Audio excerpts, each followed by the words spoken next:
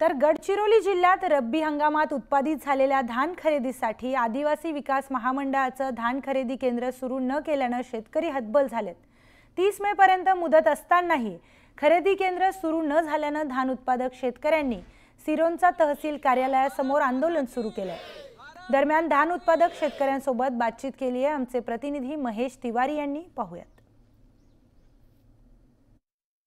आपण त्यांच्याशी संवाद साधण्याचा प्रयत्न करूया की नेमकं शेतकऱ्यांना कशा पद्धतीने न्याय मिळाला पाहिजे, काय कारण आहे हे आंदोलन सुरू केलेलं। रब्बी हंगामातील धान खरेदी धान कापणी पूर्ण झालेली आहे आणि या भागात वेळोवेळी अवकाळी पाऊस सुरू आहे। असे असताना सुद्धा या भागात धान खरेदी केंद्र अद्यापही सुरू करण्यात आलेले नाही।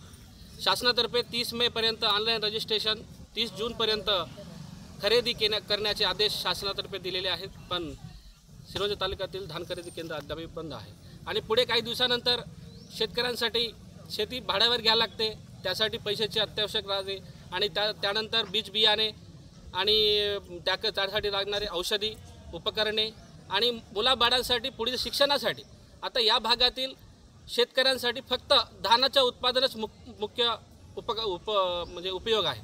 तर या ठिकाणी धान खरेदी बंद असल्याने आता शेतकऱ्यांवर आत्महत्याशिवाय दुसरा पर्याय नाही असे आपण म्हणू शकतो। गंभीर आहे कारण आता परत पावसाळा सुरू होत आहे आणि शेतकऱ्यांना परत बी बियाणे घ्यावं लागतं, इतर बाकीच्या गोष्टी कराव्या लागतात। आपण आणखी लोकांना विचारूया कशा पद्धतीने शेतकऱ्यांना त्रास होत आहे।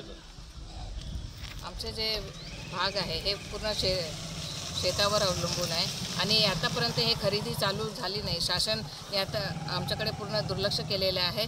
याच्यासाठी महाविकास आघाडी यांच्याकडून इथे आंदोलनाला आमचा पण पाठिंबा आहे, कारण माननीय तालुका अध्यक्ष सतीशजी इथे बसलेले आहे आणि महाविकास आघाडी शरद पवार गट यांच्याकडून आम्ही यांना पाठिंबा देण्यासाठी इथे बसलेलो आहोत। सोबत आमच्यासोबत सर्व शेतकरी लोक बांधव पण बसलेले आहे, कारण ही इतकी ज्वलंत समस्या आहे। आताच थोड्या वेळ माननीय आपले मुख्यमंत्री आणि आपल्या क्षेत्राचे पालकमंत्री जे आहे यांच्यासोबत पण मी त्यांच्या PA सोबत बोलली आहे की हे असं प्रॉब्लेम इथे चालू आहे। त्यांनी पण लगेच त्यांना कळवतो असं मला गवाही दिली। शेतकऱ्यांच्या या प्रश्नावरून या ठिकाणी सगळे आक्रमक झालेले आपल्याला पाहायला मिळत आहेत, त्यामुळे प्रशासनाने या संदर्भात गंभीरतेने दखल घेऊन त्वरित धान खरेदी केंद्र सुरू करणं आवश्यक आहे। महेश तिवारी, न्यूज 18 लोकमत, गडचिरोली।